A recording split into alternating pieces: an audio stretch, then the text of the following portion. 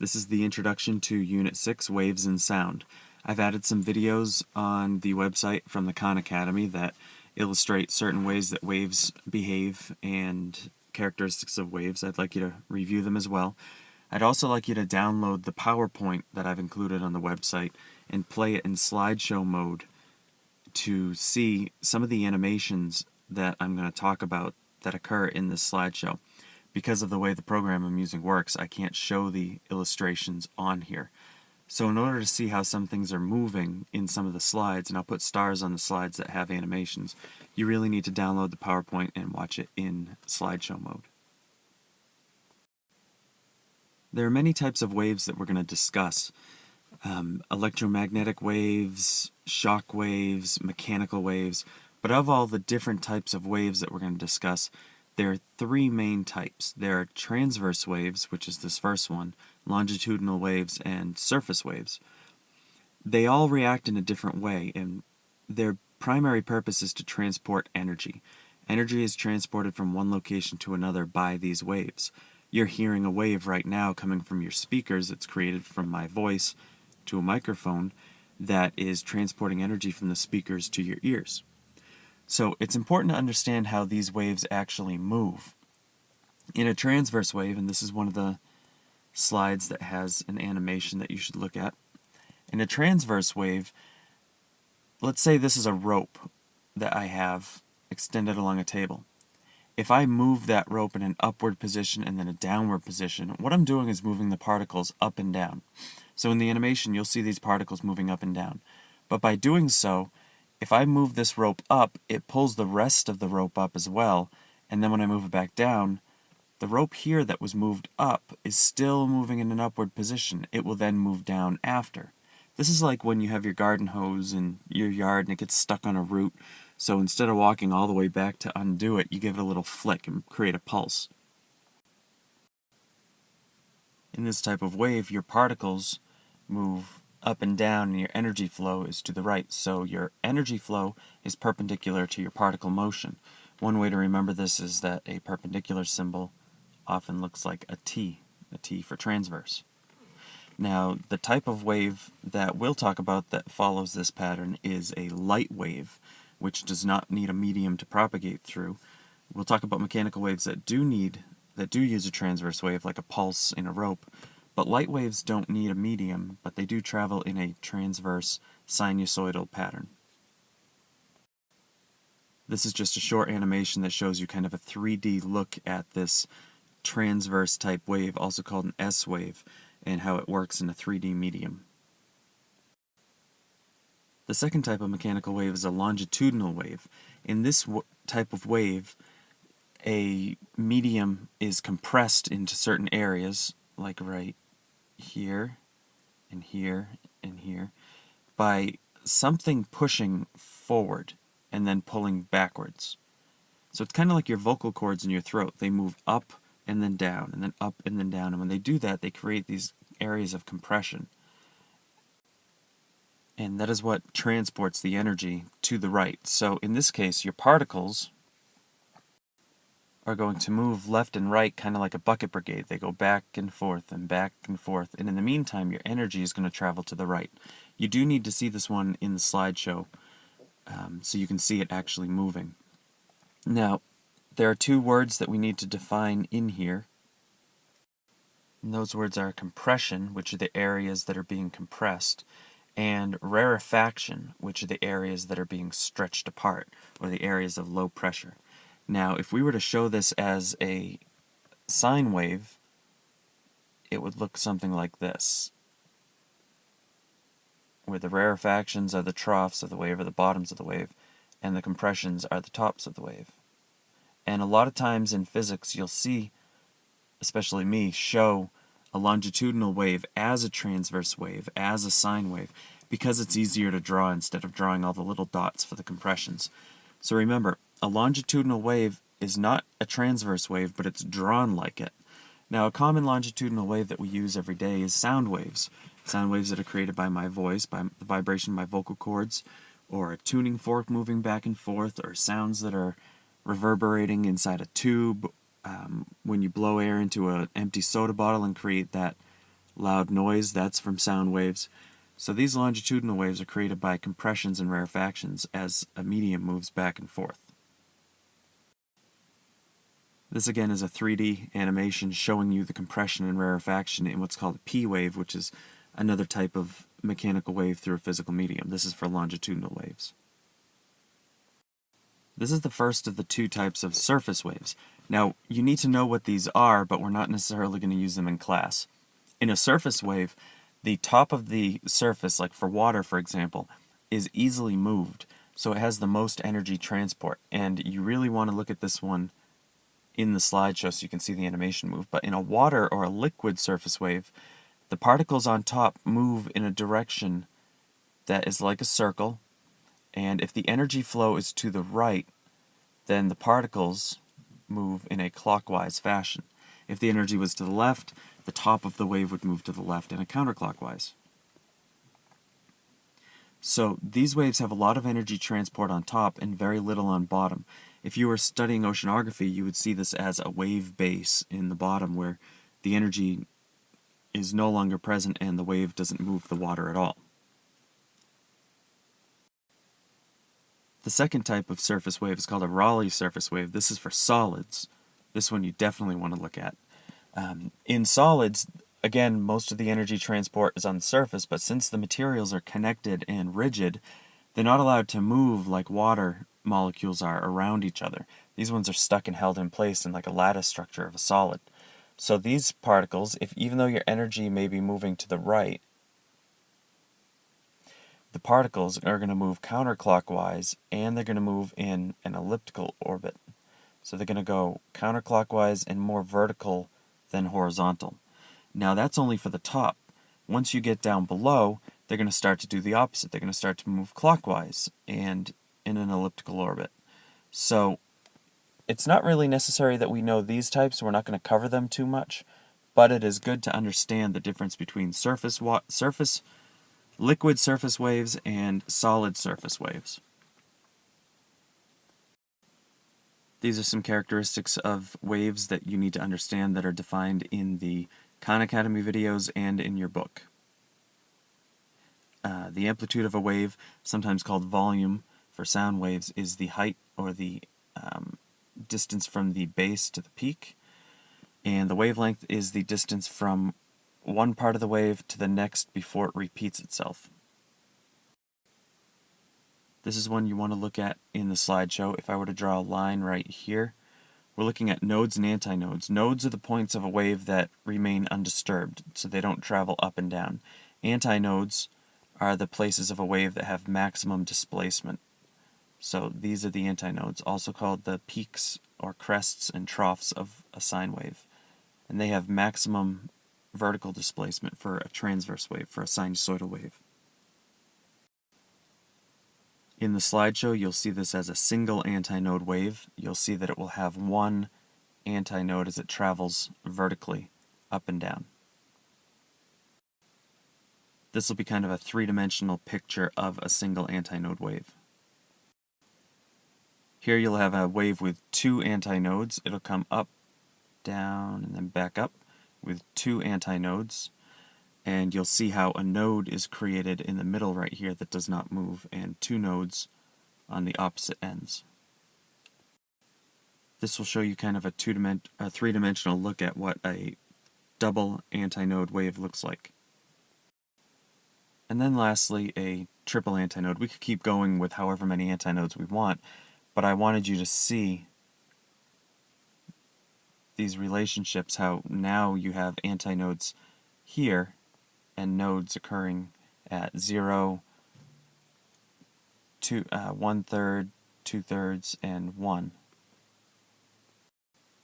And again, a 3D animation of what it would look like. This is what it looks like for a water droplet, that if you take a droplet of liquid and drop it into a surface, it compresses the surface downward, so this whole area will compress down into the liquid, and it will create a bulge around it that will rise, and then when the bulge falls, it'll shoot the liquid back up and out of the body of water or out of the surface. These are some more characteristics of waves that you need to be familiar with.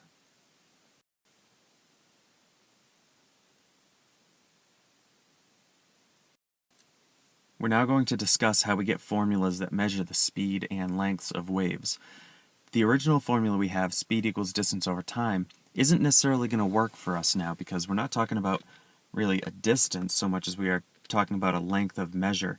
And we're not talking so much about a time as from point A to point B as we are a period before a wave repeats itself. So you can see in this picture, when we get to a point of a time equal to 1 period, that's how long it's taken for one wave to propagate. So 2 periods would be 2 waves propagating. So to identify the formulas for waves, we need to understand the variables. Frequency is the number of waves that pass a point in a time interval.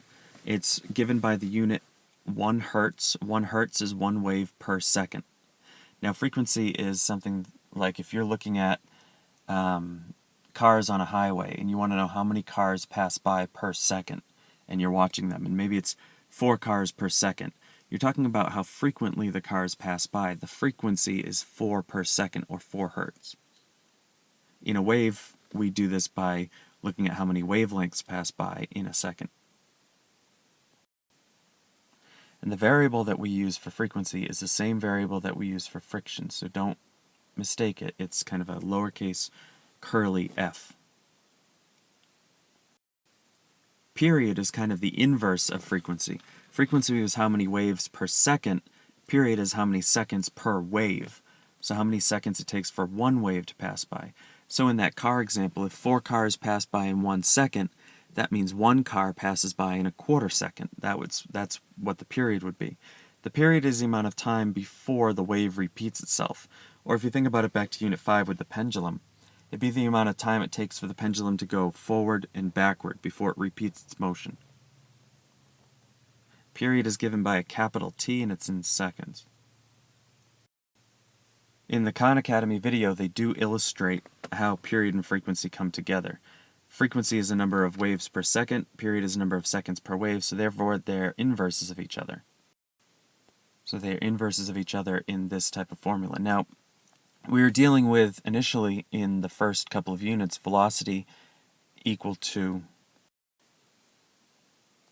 distance over time. In this case, the distance that we're traveling is called the wavelength, which was given by that Greek letter right there, that Greek symbol. And the time that we're traveling is the period. So how many wavelengths pass by in a certain period. Now we can substitute these variables into the velocity formula to have velocity equals wavelength over period.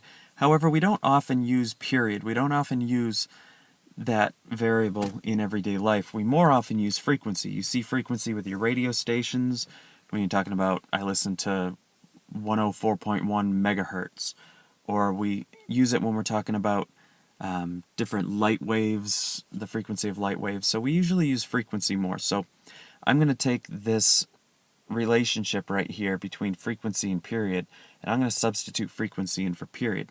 And by doing that, I get this formula. I get velocity equals frequency times wavelength, where velocity is in meters per second, wavelength is in meters, and frequency is in hertz. Now we're going to talk about how waves interact with each other, how they interfere with each other, how they reflect off of surfaces. And there's a couple different versions for this. The first is called a fixed end reflection. It's kind of like if you were to tie a rope to a wall. This end is fixed, it's not allowed to move. When you do this, when you send a pulse down the wave, when it gets to the other end, there's no place for the energy to go. There's no upward motion of the particles that's allowed. So the only thing that can happen is that the energy builds up in the end of the wave and reflects underneath the wave. There's only one way for it to go. If the incident pulse is already on top, the only way for the reflected pulse to go is underneath. So if you have this attached to a wall, and I'll show you this on Wednesday, that pulse will travel back underneath in the direction towards where it had originated from. This is a quick animation that shows the fixed end reflection. The other type, a free end reflection, would be like if you tied the rope to a loop that was allowed to move up and down the pole. So when the incident pulse comes in, the particles at the end of the rope are able to move upwards and downwards with the rope. So your reflected pulse doesn't need to build up energy to go underneath. It's allowed to travel up and down. So your reflected pulse is on the same side as your incident pulse for a free end reflection. And again, this is another animation that shows you how these particles move. Now this is an animation that will show you how this is being described. Transmitted pulses. Sound waves are always transmitted through mediums. Doesn't matter how dense a medium is, you'll always get some transmission. This is why when you make a loud sound in a gymnasium, a lot of times, or actually every time, that sound will diminish after a couple of echoes. That's because a lot of the energy from the wave is being transmitted into the walls and into other materials. In a soundproof room, for example, which isn't perfectly soundproof, a lot of that energy is reflected backwards and very little is transmitted, which is what creates that soundproofing outside. But when waves are transmitted, you got to think of that boundary point between the two as being either a free end or a fixed end. In this case, I have a wave going from a less dense medium into a more dense medium, and there's some cliche terms that have to come in here. When you go into a more dense medium, you'll have less amplitude for the transmitted pulse, less of a wavelength, and less velocity. The key here is that frequency stays the same. The frequency is the relationship between the velocity and the wavelength. That will stay the same. That's why when you hear a teacher in another room yelling at her class, she sounds the same. She doesn't have like a lower muted voice or a higher voice. She sounds the same because the frequency stays the same, even though the velocity and the wavelength and amplitude may change. This page just illustrates that when that incident pulse comes in and hits that boundary, some of the wave is transmitted, some is reflected. The reflected, when you hit a more dense medium, acts as a fixed end. The reflected will be inverted. You'll lose some amplitude because some of the energy went to the transmitted pulse. But the reflected pulse will have the same wavelength, same velocity, same frequency. It'll just have less amplitude. The transmitted pulse will have the same frequency, but it will have less amplitude. It'll be traveling a little slower, and it will have a shorter wavelength. Now for the opposite, when you're going from more dense into less dense, this boundary will act as a free end reflection because the less dense medium is easier to move. So it's easier to travel up and down, so this acts like a free end. When you do that, and a free end reflection, the reflected pulse is upright. You're going to lose some amplitude because some of the energy was transmitted, but the frequency, velocity, and wavelength of the reflected pulse will be the same. The transmitted pulse, however, now is going into a less dense medium. It's easier to travel through. So it's easier for the particles to move, so the amplitude will increase, the wavelength will be longer, it'll be traveling faster, but its frequency will be the same. A common way I like to describe these is like if you're running on the beach. Air is less dense than water. So if you're running on the beach in the air, your strides are long, you're traveling really fast, you can bound up and down, very high. As soon as you hit that water, though, it slows you down. Suddenly your strides are not as long. You're not traveling as fast. You're not able to jump up and down as much. You've slowed down in this more dense medium. That's like going from a less dense to a more dense. Then suddenly when you leave the water and go back into the air, you can suddenly travel faster with longer strides. You can jump higher. That's like going from a more dense to a less dense medium. So that's just a nice kind of almost like a metaphor example for these two different types of interactions. The next couple of slides are just some notes of what I said about these different types of mediums, so please review them.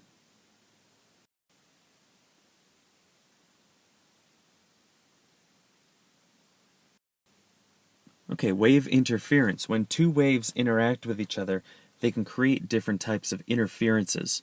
We hear this all the time when we're in a gymnasium and everybody starts clapping.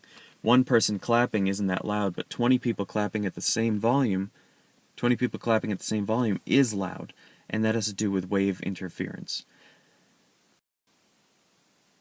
When two waves are on the opposite side of the principal axis, their energies or their amplitudes will be opposites of each other. This one up here has a positive energy. This one down here has a negative amplitude, you could say. When you take positives and negatives and add them together, they cancel each other out.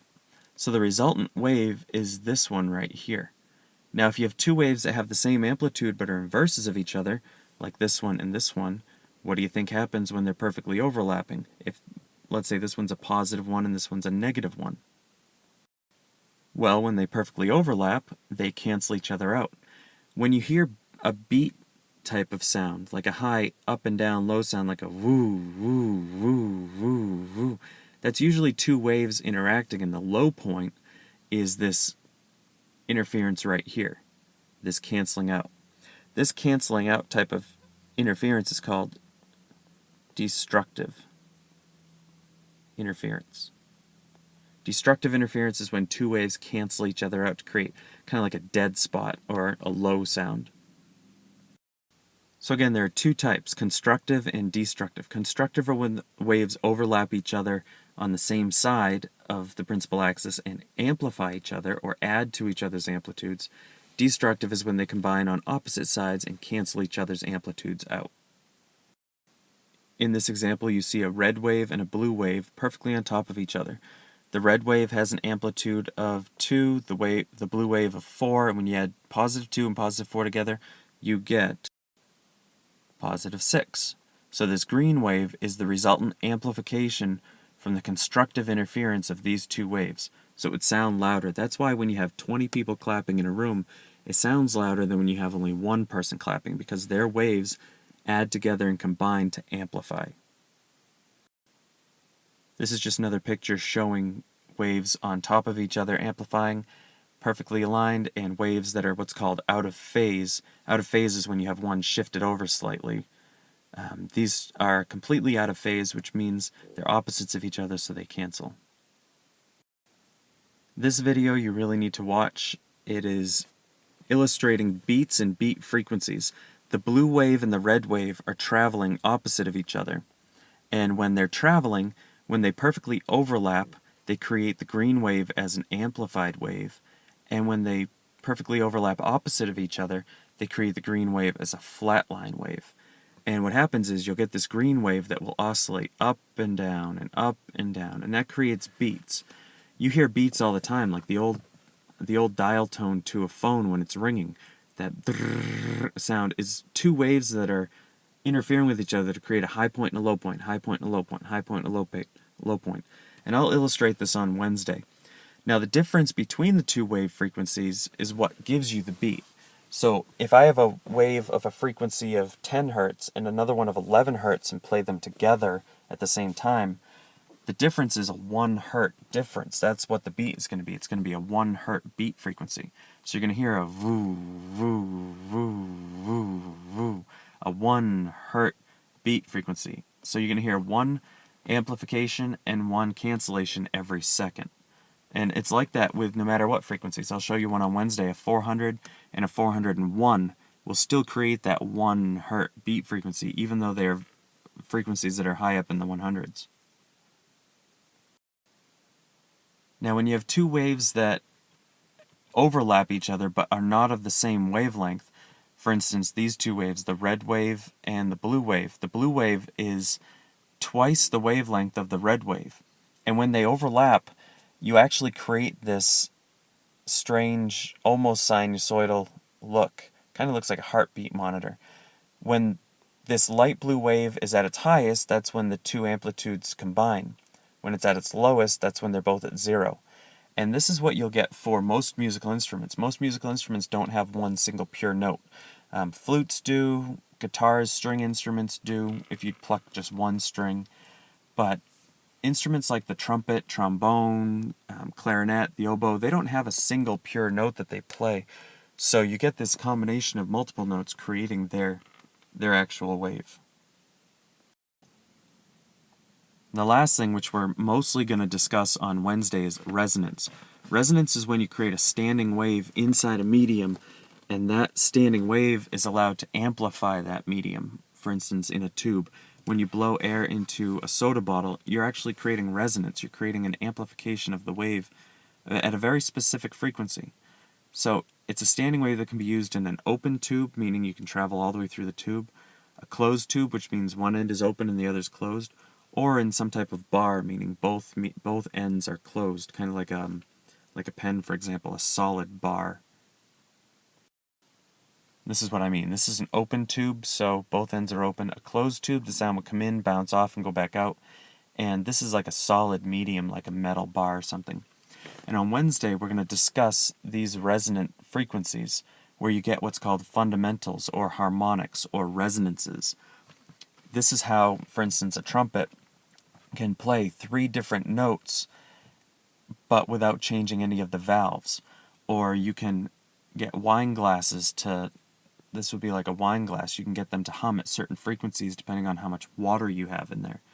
Or when you hit a ball with a baseball bat in a very specific location, it will hurt your hands because that bat will resonate that frequency.